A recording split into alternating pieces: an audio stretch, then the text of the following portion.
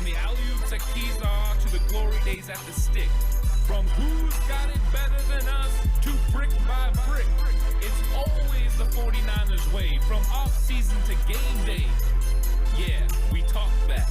It's the 49ers Cutback.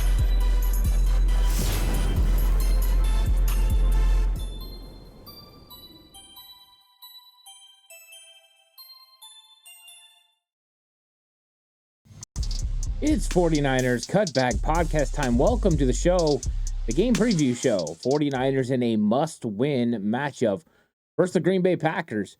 And it's not going to be easy, and why would anything be easy this season? 49ers got to travel to Green Bay to play the Green Bay Packers. And whenever you're playing in the elements in Lambeau Field, it's just a little bit more difficult. Now, the weather calls for it to be pretty nice, so we'll see how that goes. They've been dealing with snow all week. We know it's going to be cold. We know it's going to be blistery. And that's exactly what you're expecting with November football. And when you looked at the 49ers schedule at the beginning of the season and you saw Green Bay and then you saw Buffalo, you knew the elements could play a huge factor in these football games. Now, it looks like the 49ers are going to be able to sneak into Lambeau Field and play in some pretty nice weather. So we'll see how it goes when it comes to weather. But the 49ers have plenty of question marks going into this game. You know, what is the shoulder going to look like for Brock Purdy? What is the ankle going to look like for Trent Williams, Nick Bosa? Everything is going to play out. And of course, at time of recording, the injuries haven't been released on exactly what's going to happen yet. So that's going to come out later today, and we'll have a really good picture on where the 49ers sit with a bunch of that stuff. So 49ers have some things up in the air, some players that could be potentially missing. But we're going to operate as if some of these guys are playing, and we're going to talk about the key matchups in this football game. We're going to go over what the 49ers need to do to beat the Green Bay Packers. I'm going to give some bold predictions, and then overall I'm going to pick this game. And there hasn't been a more pivotal game for the 49ers this season than the Packers. And you would normally say the divisional ones were the most pivotal, but those are behind them. 49ers have to move forward, and it has to start with the Green Bay Packers and a pretty talented Green Bay Packers roster. Now, please like and subscribe to the channel if you haven't already. I really appreciate it. If you're listening audio platform, 49ers Cutback on Believe Network, please give it a 5-star rating. And if you're going to bet with Bet Online. Bet Online is the world's most trusted betting platform and your number one source for online betting. From the earliest odds to in-game live betting, Bet Online provides you with all the action and the ability to watch the games as they happen. With the largest selection of odds on everything from football, NBA, and college basketball to NHL, UFC, and MMA. Head to Bet Online today to get in on the action with America's most trusted site for online wagering. Bet Online, the game starts here. So I like to start with the coaches. And if you watch the first look episode, we talked about Matt LaFleur and his connection with Kyle Shanahan. I think people are pretty clear now that the 49ers offense and Green Bay offense have similar characteristics, similar play callers in the fact that they've kind of grown in the same system. Now, there are differences between the two. The usage of Kyle Shanahan and the 21 personnel is a lot different than what Green Bay does. But Green Bay is different than Sean McVay's offense in Los Angeles because Green Bay deals a lot with tight ends and like to play tight ends. Now, they are going to be without Luke Musgrave. He's on IR. But they still got Tucker Kraft. They still got Ben Sims. They've got tight ends that can still make plays for their football team. And the 49ers are going to have a pretty good tight end lining up for them on Sunday as well. As George Kittle announced on KNBR on Wednesday, he's planning on playing in this football game. And his practice availability and participation is illustrating that you're going to have the all-pro tight end out there for the 49ers. And that's so important because George Kittle's effect on the game is a lot more than just in the passing game. That's the easiest place to see his effect. But really, his effect in the run game is even more significant. But Kyle Shanahan can use George Kittle in a multitude of ways. He can send him out for a pass. He can keep him in to block in the passing game or in the running game. And that's one thing that I think sometimes goes unseen or unheard is is George Kittle's effect on the rest of the team and the matchups that he creates that leave you with some good opportunities. And George Kittle's been the best red zone threat the 49ers have had all season. He has been phenomenal. He's had an all-pro season. Missing him last week against Seattle was definitely pivotal to to the 49ers not being able to consistently put up points. Now, it was a lot more than just George Kittle, but he was a key cog that would have made it easier. So maybe you don't execute very well, but maybe George Kittle gets you a couple more really solid plays, a couple matchups you like in the passing game, and it could have changed the outlook and the overall formula for how the 49ers were going to win that game. So it's going to be interesting. Now, for the Green Bay Packers defensively, it's going to be defensive coordinator Jeff Hafley. Hafley comes over from Boston College, and he's done a pretty good job with this defense. The things that Hafley did well at Boston College are translating to the NFL.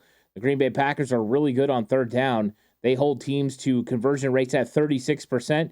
One more percent down, and you're pretty much in that really good category. So they're good on third down.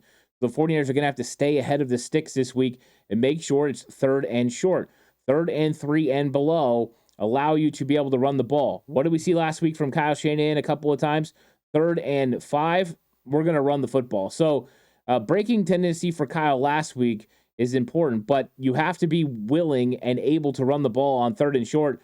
And what that does is that puts a little bit more pressure on the defense when it comes to your nickel corner, when it comes to your linebackers, when it comes to their responsibilities in pass, because every one of those guys are run-first defenders. Even your nickel corner can sometimes be run-first defender. Now, most of the time he's pass-first, but I'm just saying linebackers are run-first. So if you go 3rd and short and you show that you can run the ball successfully on 3rd down, those linebackers now have to engage. When those linebackers engage, you get favorable matchups and an open middle of the field to be able to attack. So it's very important to get to 3rd and short. It's very important so that way you can convert against a very good defense in the Green Bay Packers when it comes to 3rd down. So that's going to be one of the things the 49ers are trying to do in this football game. But overall, Jeff Hafley's defense has been a big upgrade over what they were dealing with last season. And so the 49ers know they're going to have the work cut out for them. Now, you throw in the fact that Robert Saleh is also a defensive consultant, and you've got somebody else that understands Kyle pretty good. Now, I will say this about Kyle Shanahan.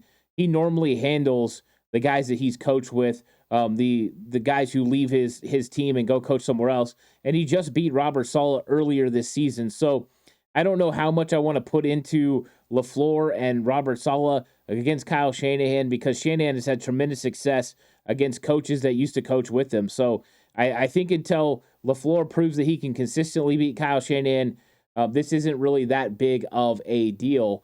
But the 49ers know this is a must win. And what are they going to do on offense to win? Well, they got to run the football. And this has been something that they've done really well all season. Most of that without Christian McCaffrey. And when Christian McCaffrey comes back against Tampa Bay just a couple weeks ago, Tampa Bay decided that they were going to absolutely load the box. 8 men in the box, 5-6 men at the line of scrimmage. They weren't going to allow the 49ers to run the ball consistently. Now, if you expected that to roll over into Seattle, which I thought some of that was going to happen, it did not. Seattle ran the 5-man fronts, but they ran a 2-eye safety look, and the 49ers were still unsuccessful running the football. And I thought that would change. I thought if you got a 2-eye safety look from Seattle, you were going to be able to run the ball consistently. And Seattle's run defense hasn't been very good this season. Well, guess what? Green Bay's run defense isn't that good either. They give up 119 yards per game on the ground. And so they're actually a worse defense, a rush defense than the 49ers are. So it just goes to show that there's going to be an opportunity here for the 49ers to get a run game going. And Christian McCaffrey's got to get the vision. He's got to get the timing, the feel. All that has to be under control. All the while, they're trying to rest him right now and make sure he's healthy and ready to go for this football game. It could be more of a reliance on Jordan Mason, which I know would make a lot of people happy. Give Jordan Mason some extra carries. He did look good in the 2 carries that he had. I argue that he could have had even a more explosive run in one of those carries. If he would have went the right way and read Jake Brendel's block, it could have been a touchdown. So there are going to be some opportunities in the running game for the San Francisco 49ers, and it needs to be. 49ers average 150 yards per game, or over 150 yards, and Green Bay gives up 119. You see where there's an opportunity here. You can't fail to take advantage of that opportunity in this matchup. You failed last week against the Seattle Seahawks, and it bit you in the behind. Do not fail this time. You get more first downs, you get some explosive runs, and this offense will start cooking. I can guarantee you, if the 49ers start reeling off the explosive runs, the 7 to 12, even more explosive to 20-yard runs, their offense will start moving and grooving, and they will really start having some success. That is what has been missing from the 49ers run game. You go and you look at the big-time wins the 49ers had early on in the season, a lot of those because of big explosive runs from Isaac Guerrero or Jordan Mason that really set the tone for the 49ers offense. They need to return to that. So they need to run the ball more consistently, and I'm talking about success, not just running it to run it, but running when you have success and creating success with good blocks. The scheme hasn't been bad. They've had opportunities. They've had the right matchups. They just haven't seized the opportunities. And it was very frustrating watching it back last week. Broke it down on Patreon, the All-22 film. And it was a lot of frustrating opportunities that the 49ers missed. 10 big-time plays the 49ers could have had in the run game if they would have been able to execute the blocks and been able to read those blocks successfully, including on the last drive. Not letting Christian McCaffrey get away without some criticism. He had an opportunity on one of the carries. The first carry was great. He got a big-time first down on his first run of the fourth quarter where the 49ers are trying to close it down with the 4-minute offense. But the next time he gets the ball, he cuts it up way too early. If he would have proceeded to take that outside zone all the way to the outside, not only would he have gotten another first down, he probably would have gotten the ball inside the 30-yard line for an explosive run that would have put the 49ers in field goal range and put Seattle in a world of hurt. So it's not just that Christian McCaffrey doesn't look as explosive, which I think we can all agree he doesn't, but he hasn't really hit the holes the way he normally does. And maybe that's because he's used to getting work, getting that feel, and he doesn't have that right now. But expect Christian McCaffrey to pick it up and hopefully Jordan Mason to get a couple more carries. I don't think that you take Christian McCaffrey out in the most pivotal moments of the game, but I do think sprinkling in Jordan Mason in certain times in the second quarter and in the third quarter, I think could be very beneficial to Christian McCaffrey and to Jordan Mason in the run game. The one thing you have to make sure you do is you can't make it so the defense understands what you're doing. You can't become very typical to where they figure it out. And every time Jordan Mason is on the field, you're running the football. You have to be willing to throw the football with him out there. And that's something the 49ers do or need to do in this football game. I expect Green Bay to try to stop the 49ers run game with a 5-man front and a 7-man box. I think they're going to try to duplicate what Seattle did as far as the amount of people they have inside the box and the front line with a 5-man front. I do not think they are going to run exactly what Seattle ran. They don't run that defense or that style. But I do believe that that front worked pretty well against the 49ers. And I think Green Bay, in a perfect world, would love to be able to stop the 49ers running game with a 7-man box, creating an opportunity so that way they can cover a little bit better on the back end. So 49ers are going to have to make sure they're ready for it. They're going to have to step up. They're going to have to make some plays. I think you're going to see a 5-man front. You'll, of course, see their traditional 4-3 type defense. You may even see some 6-man fronts. You have to be prepared. But if the 49ers can consistently run the ball against that 7-man box, what it's going to do is that is going to change the game because then they'll have to bring the 8th guy in. They won't be able to run the too high safety look that they want to run, and then you'll be able to find some opportunities in that intermediate void of the field. That's what the 49ers want to attack. They just haven't been able to do it very well. Now, one thing we saw Seattle do last week was get a lot of depth with their linebackers. They try to take away the intermediate part of the field with their linebackers getting really deep in depth and making Brock Purdy check it down underneath. And Brock wasn't always willing to do that, but it also made him leery of throwing the ball to the corner routes where he had guys open because he was worried about those defenders sagging so deep. So the 49ers are going to have to take what's there if these teams are going to drop off that much with their linebackers and with their corners on the outside and give you things underneath. Go take them. Go get 5, 6, 7 yards per pass and then make them creep up. Now, another way to make them creep up beforehand is to have a successful running game. Because if you're running the ball consistently, those linebackers have to step up. If they don't, you're just going to keep gashing them run after run after run. And that's what's made the 49ers so good since Kyle Shanahan came to the 49ers and to San Francisco, was the running game's effectiveness and how it influenced linebacker play. And that intermediate routes start coming open. You start really engaging those guys in the run game, and it creates opportunities for Debo and for George Kittle and guys that can catch the ball and run and get yak yards after the catch. So that's something the 49ers are going to have to get back to. And I think a lot of it starts with the run game being consistent and Brock Purdy taking what he's given and getting the ball out of his hands as quickly as possible. So that's going to be really huge for the 49ers in this game. And Brock Purdy just simply has to hit 49ers wide receivers when they're open. You're going through your progression. Okay, guys open, let's hit it. And he was missing guys last week uncharacteristically. There were opportunities for him to get the ball and get some first downs on situations where they end up kicking a field goal or they end up turning the ball over. There are situations that he could have went down the field. He had a shot at Pearsall for a touchdown. He had a big first down after the interception from Isaac Yedem, where he could have gotten it to Juwan Jennings for a first down. Even after everything went wrong and all the penalties, Pearsall not lining up on the line of scrimmage and everything that went wrong, they still had an opportunity, and Brock Purdy didn't see the open receiver, Juwan Jennings, which is surprising. So we've got to have Brock Purdy taking advantage of the opportunities that are provided. There's going to be opportunities. The offense has schemed up situations for him to find his playmakers. Now, it'll probably be really big to have George Kittle back because now that's going to engage one of the safeties on him and not engage them as much on Christian McCaffrey. Last week, the Seattle Seahawks went with Julian Love jumping on McCaffrey most of the time and not allowing the 49ers to get a matchup of McCaffrey on a linebacker like Tyrese Knight, their young rookie.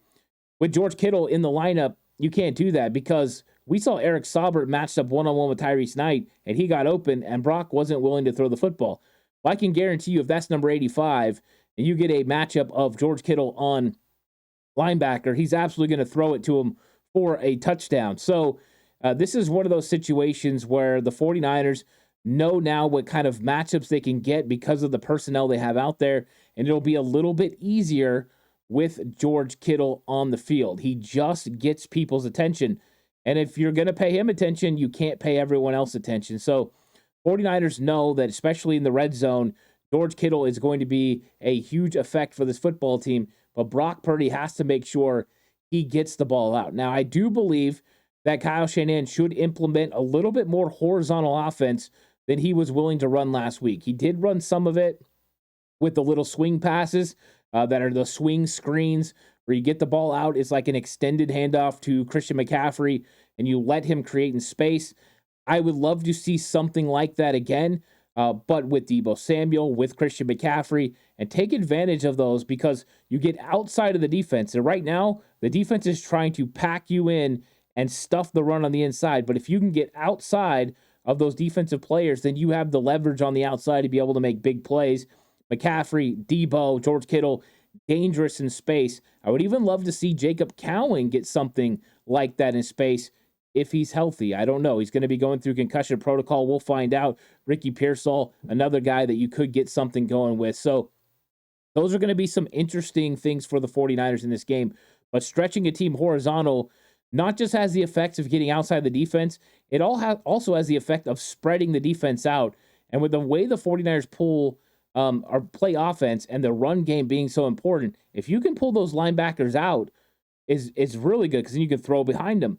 But if you can also spread them out horizontally, you send McCaffrey one way, you send Debo the other, and all of a sudden those linebackers spread out and those safeties spread out like this, well then guess what? You create voids over the middle of the field where Brock Purdy doesn't have to throw so many tight window throws, and you could have some opportunities when they're running zone coverage. So I like a horizontal offense in this game, creating those windows over the middle of the field for Brock Purdy and the 49ers playmakers. Now, when it comes to the blitz, one thing Brock didn't do very good last week was throw into the blitz. And so when you're a quarterback, one of the first rules of the blitz is if you know where the blitz is coming from, you throw to that side. And the reason is because if the blitz is coming, there's going to have to be a rotation of coverage. So somebody's going to have to go fill that void. There was one play I saw him executed pretty well. They blitzed off of Eric Saubert. Saubert got up the field. He threw it to him for 9 yards. It was a nice completion. The reason I'm saying that he didn't do that well is there was a couple other occasions where he missed, one including Debo Samuel on the last third down the 49ers had in the game, where Debo ran a slant pass and ended up running a dig later, but it could have just been an easy slant, and Brock just needed to get him the football. Now, Debo needed to look too. Both missed, but those are opportunities you're going to have to take advantage of if you're the San Francisco 49ers. You can't allow people to get away with blitzes. When they come after you, you have to be able to exploit them. He did a pretty good job against Tampa Bay. He didn't do a great job against Seattle, and he's going to have to do really good against this Green Bay Packers defense. So that's something I want to see from Brock Purdy. Take advantage of that blitz and throw right into it while the coverage is in their rotation. Kyle Shanahan's going to have to scheme up George Kittle and McCaffrey against the linebackers. And it's not like the Green Bay Packers have bad linebackers. I like Quay Walker. He's continued to battle and play pretty well over the last several years. We know the 49ers have been able to find advantages against him. And so I think Christian McCaffrey and George Kittle matched up against Quay Walker is advantage 49ers. Isaiah McDuffie, I think he's a solid player, and he can hang with 49ers for a little bit, but getting those matchups is going to be huge for the 49ers. It's finding advantages with George Kittle and Christian McCaffrey against those linebackers, and even find ways to get Debo Samuel. Start with McCaffrey out wide, motion Debo back there, and see if you can get a look that gets your Debo Samuel, your playmaker one-on-one with Quay Walker or Isaiah McDuffie or somebody else. I think it could be a huge advantage for the 49ers. And just having Debo Samuel and Christian McCaffrey either starting on opposite sides of the field or get a situation where you motion one going one way on the jet sweep and you send one the other way, that's going to keep the defense's attention and spread them, and hopefully you can get some big plays there. So those are some offensive things the 49ers could go for attacking. Now, on defense, the 49ers have to stop Green Bay's running game. Josh Jacobs in that Packers running game averages 149 yards per game on the ground, and the 49ers give up 105. So it's not terrible. Just for reference, in 2019, the 49ers gave up 112 yards per game, which we know they tried to get better at. But the 49ers would love this to be closer to 90, right? You want to make sure you're stopping the run. They did slow down the run of the Seattle Seahawks last week, but they've given up yards on the ground this season. It hasn't always been consistent. And you've got a runner that doesn't go down easy with contact in Josh Jacobs. So 49ers need to slow down the Green Bay Packers running game if they can. It's going to make their offense a little bit different to defend, and it's going to make it a lot easier to defend Jordan Love and these talented wide receivers. So that's going to be one of the keys in the game. And I think the 49ers are going to try to do it with a 7-man box. They intermittently last week did put 8 men in the box. They would bring Malik Mustafa or Jair Brown up late to help and provide an 8-man box against Kenneth Walker and Zach Charbonnet. And it worked pretty well. They held Walker to just 59 yards rushing the second time that they've played Seattle and held him in check. So they're going to try to do it with a 2-eye safety look, because if you can do that and have a light box, that helps you when it comes to coverage on the back end. And you need help with coverage on the back end because these dudes are pretty good. Green Bay has a very talented wide receiver room. You got Jaden Reed, Romeo Doubs, Christian Watson, Dontavian Wicks. Those are the most dangerous. And then you've got Bo Melton, who has also got a lot of skills as well. So they've got monsters, young players with a lot of speed that can make a lot of plays that are going to be tough matchups for the San Francisco 49ers secondary, a secondary that's playing very good. The 49ers are only giving up 190 yards per game through the air. That is way better than last year. Last year, they gave up close to 215 to 220 yards, depending on the point in the season. They have been playing very good on the back end, even without Charvarius Ward over the last 2 weeks. Secondary hasn't been a problem for the 49ers. Bernardo Green, Malik Mustafa, De'Amara Lenore, they've done such a great job. And last week and the week before, Isaac Yedem stepping up and making plays as well. Secondary, not a problem for the 49ers, but the run game could be. I really worry about Josh Jacobs getting it going and the Packers being able to get movement with the 49ers defensive line and push to the second level. I think early in this game, the 49ers will compete really well in the running game, but we've seen Aaron Jones and the Packers running game have a lot of success against the 49ers in the playoffs. So it's not Aaron Jones now, but it's still a very, very good running back at Josh Jacobs. So we're going to have to get really good play. And the 49ers are going to have to make sure they come up and they're really good at run fits. Malik Mustafa and Jair Brown, if you're playing deep and it's a run play, you have to come fill if that is your responsibility. So it's going to be huge for the 49ers. But if you can run a 7-man box with a 2-eye safety look, it will help you with that talented receiving core. You can give help over the top. You can run a lot of quarters defense. You can run your cover 3 and feel pretty comfortable that you can slow down this passing attack, because the one thing about Jordan Love, he's going to give you opportunities when it comes to turnovers. And so 49ers, if they can slow down that running game, force 3rd and long, Packers haven't been great on 3rd down this season. You can have some advantages, opportunities to get off the field, create a turnover, and that's going to be key in this football game. You want to get your offense on the field if you're the 49ers, and you just want to keep Jordan Love and those talented wide receivers and playmakers on the sideline. That's going to make it easier for you and ultimately keep your defense fresh. So that way when you get to the fourth quarter, they can't just run you over because they've wore down your defensive line the entire game. Now, Packers tight end Tucker Kraft is going to be starting in place of Luke Musgrave. Musgrave is on the IR. So that means Tucker Kraft handles the first team reps, and Ben Sims will come in for him. Very talented tight end. But this is a matchup that I like for the 49ers, especially when the 49ers decide to go to their cover 1 and want to put a safety on him and match him up. You don't have to put a corner on him. You can put a safety on him. Jair Brown, Malik Mustafa should be able to compete with Tucker Kraft. It doesn't mean Tucker Kraft's not going to get them for a catch here or there, and he's not going to make some plays. But I think you're not worried about him beating you with an explosive play. I think that's good news for the 49ers. It gives them some freedom if they want to go ahead and play some tight coverage and try to bring some pressure and get to Jordan Love. They're going to have the opportunity with Kraft. I think with Musgrave, it would have been a little bit more difficult. I do like Musgrave a lot, but Kraft is a pretty solid player as well. The 49ers interior pass rush has an opportunity to win big in this one. I think Gross Matos, Sam O, and Malik Collins on obvious pass downs could be really good for the 49ers. And it's not that there's a bad offensive line for the Green Bay Packers. Sean Ryan is stepping in place of Jordan Morgan, the rookie.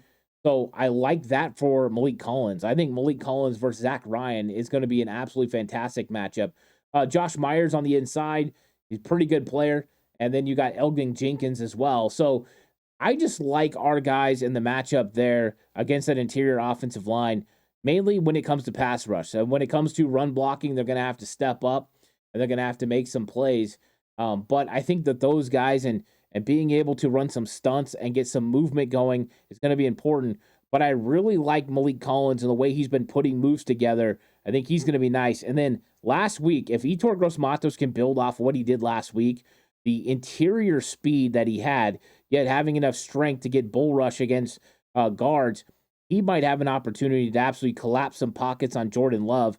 And the 49ers need to generate some pass rush. So no matter if it's Sam Okuwanu on the inside or Yetur Gross-Matos on the inside, 49ers need to generate pressure from Malik Collins and whoever that is, that hybrid defensive tackle / defensive end player that's playing that Arden Key role. That's going to be really huge. So bring the pressure alongside Malik Collins. And then simulate pressure and disguise coverage. They've got to do it in this one. Last week, you went pure vanilla, and I get it. You go pure vanilla because what was one of the biggest complaints last year about Steve Wilks? He wasn't tying coverage and what was happening on the front together. Well, if you can just let your guys go out there and play with a lot of speed and excitement, and they can make plays for you, you let them do it. You don't have to do a lot of creative things. But I think this week against this team, you have to be a little bit more diligent with how you disguise things. You can't let Jordan Love just come up to the line of scrimmage, know what you're going to do, and then him be able to get the ball out, because he will absolutely dice you up down the field if you give him an opportunity. So 49ers are going to have to be a little bit multiple there, but also simulating pressure. Bring up Fred Warner and Devondre Campbell in A-gaps. Bring one of them up to the edge on the outside. I'd love to see D. Winters blitz when they put the 49ers in a base look, a base 4-3, because D. Winters is one of the better blitzers as a linebacker. So 49ers are going to have some opportunities to come after Jordan Love, and I think they should be a little bit more aggressive. Now, Sorensen will normally run anywhere from 7 to 10 blitzes per game, and I would love to see it in there with some very serious moments where he comes after Jordan Love and they get after him with some simulated pressures. And if you're going to pressure, also run some stunts against him. And I know that you have to make sure he stays in the pocket. He's not as athletic as he was early in the season because of the injuries, but he can still move and he can still run and use his legs to create opportunities to extend drives. So 49ers got to worry about pass rush lane integrity, but if you bring a blitz, it gives you an extra man to help you out. Now, when you do that, though, you have to make sure you take care of business on the back end.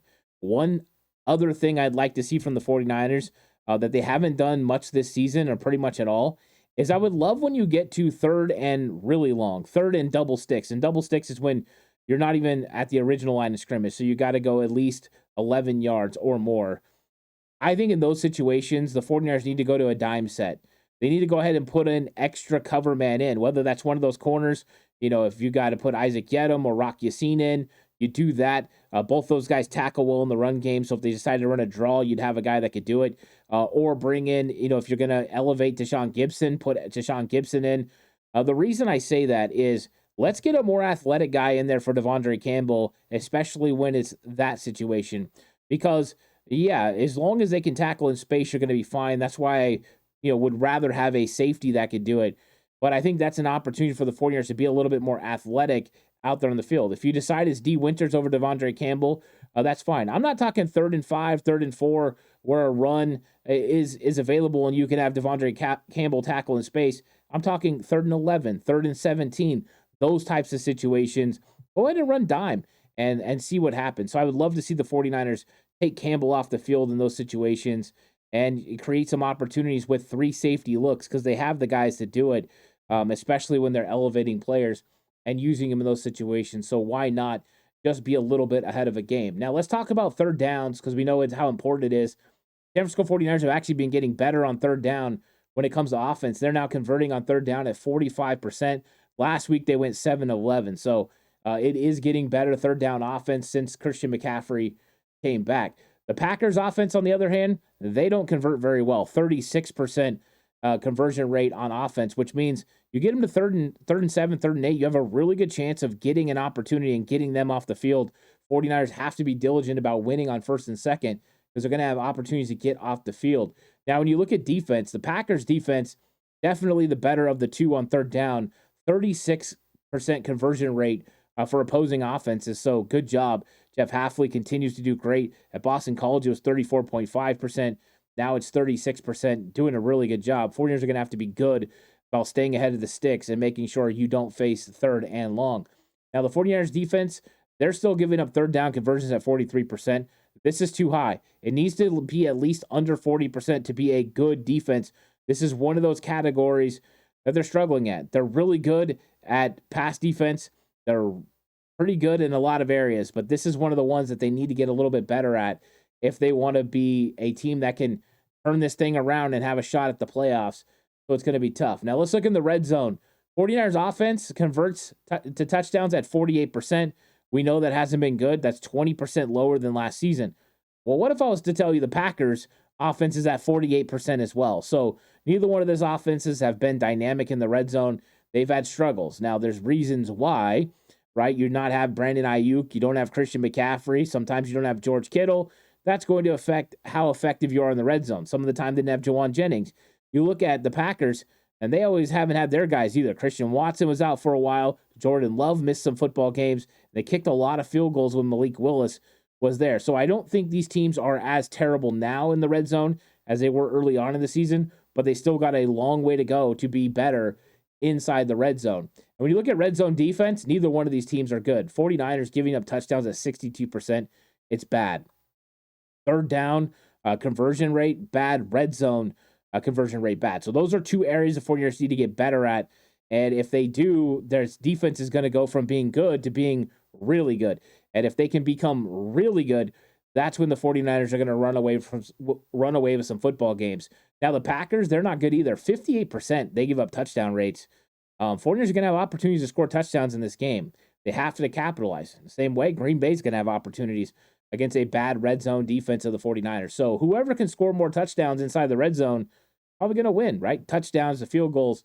is the big part of it. Now, the 49ers need to win the time of possession. They did last week. If you look at the categories last week, they pretty much dominated everything, but wasn't able to win the scoreboard, and that's the most important. So when you win those categories, you have to make sure you win on the scoreboard. Now, let's look at the giveaways. 49ers have turned the ball over 12 times, Packers 13. So Packers have turned the ball over one more time. You look at takeaways, 49ers have created 15 takeaways, but it has slowed down. They have not had a takeaway, or they had one takeaway, Isaac Yedem, since they went on the bye. So they need a little bit more to happen when it comes to defensive takeaways. Packers, top 3 in the league, they have taken the ball away 19 times. That's one thing Jeff Hafley's defense does really well. Now, you look at the turnover differential. This is one of the few times this season the 49ers are behind in turnover differential, and this is probably a big reason why the Packers have been able to win games, even though they haven't really played that well, is they are +6 in turnovers. That's really good. And so that's the reason they've stayed consistent and competitive. And if the 49ers were +6 instead of +3, they might have 3 more wins too. So that's one of the things to remember going in this game. 49ers +3, Packers +6. You must take care of the football. It's key if you want to win a football game. So that's what the 49ers are going to try to do in this matchup, is they're going to try and win the turnover battle. And whichever team wins the turnover battle is going to have a real good shot of winning this football game. Now it's time for the Wow That's Bold predictions, brought to you by 49erscutbackshop.com. Go get your mug, go get your t-shirt, 49ers Cutback stuff. There's also 49ers inspired stuff. You can get Brock Purdy t-shirts, things like that. Go check it out, 49erscutbackshop.com. Link is in the description section down below. But let's get into these Wow That's Bold predictions. Wow, that's really bold. Whoa. Whoa. Whoa. It's got to be really bold. It's got to be whoa. So Leonard Floyd, I had Leonard Floyd getting a sack last week. He got 1.5. That really worked out for the 49ers. I did think Brock Purdy wasn't going to turn over the football. He did, so did not get that one. And then I called for a Jair Brown interception, and we got an Isaac Yedem. So I was right about the interception. I'm wrong about the guy. So overall, it wasn't a great week for Wow That's Bold predictions. Even though I did predict an interception, I did predict Leonard Floyd was going to have a really good game in that matchup. So I'll take those as small victories. Now this week, I have the 49ers tandem of Christian McCaffrey and Jordan Mason accounting for over 125 yards rushing on the ground. I think we're going to see a little bit more Mason than we saw last week. I think between McCaffrey and Mason, we're going to get some big explosive runs against Green Bay's defense. There's going to be some opportunities there. It might be tough sledding at times, but when the 49ers stick with it, things are going to open up, and they're going to have some carries and some big-time runs. And I do think Christian McCaffrey might run one into the end zone for a touchdown this week. And I think Ricky Pearsall is going to get touchdown number 2. I think there were opportunities last week that Brock Purdy just couldn't get him the football. And I think this week there's going to be more opportunities, and I think this time he's going to get it. So Ricky Pearsall gets touchdown number 2. Now, I think the 49ers defense is going to force 2 turnovers. And it's not really that surprising. Green Bay's been turning the ball over consistently. Last year, Jordan Love threw 2 interceptions against the 49ers in the second half, both to Dre Greenlaw. But I think there's going to be some opportunities for the 49ers to get their hands on the football, whether that is a football coming out with a fumble or the ball in the air. I think the 49ers go back to getting a couple of turnovers that really help push this game in their favor. They're going to be flying around. They're going to be looking to make plays, and I think they're going to look to get their hands on the ball. And then I had last week Leonard Floyd getting the sack. Well, this week I talked about the sacks from the interior and how I like some of the matchups. I love Malik Collins in this one, being able to get a sack. So Malik Collins sack for the San Francisco 49ers up the middle. I think that'll be really huge for this football team. So those are my Wow That's Bold predictions for this week. And now we've gotten to the score prediction, and the 49ers are against it. If you watch Little Giants, you know, it's one of those things where you got the coach of the Cowboys, and he's saying, you know, it's one of those moments where it's you got to win or it's over. And so win or cry. Here's what you're coming to, and that's where the 49ers are at right now. And so I got this game going to be tight. I think this game is going to be close. I think the 49ers are going to be battling the entire game, and I don't think Green Bay is going away. But I do believe the 49ers are going to have their backs against the wall, and they're going to come out swinging. I think they're going to do enough in this football game to win. I got the San Francisco 49ers winning on the road in Lambeau Field 26-23 and keeping their playoff hopes alive. It's still a long way to go, and there's still a lot of football games they're going to have to win. But this right here keeps them from falling off a cliff and not being able to make the playoffs. They stay over 60% opportunity to make the playoffs with a win. They fall to 15% chance if they lose. And I think this keeps them relevant in the NFC playoff picture with a win over the Green Bay Packers. So 49ers get a big clutch win.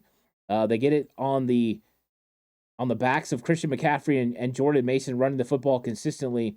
The 49ers do just enough to hold on and beat Green Bay, and then they get to come home for Thanksgiving and regroup and then head back out for Buffalo, which is going to be another crazy game. So thanks, guys, for joining. I really appreciate it. Please like and subscribe to the channel if you feel like I deserve it.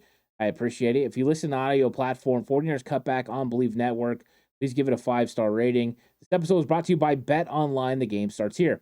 I'll catch you guys in the next one. Until then, stay safe. Remember, the right way is always the 49ers way.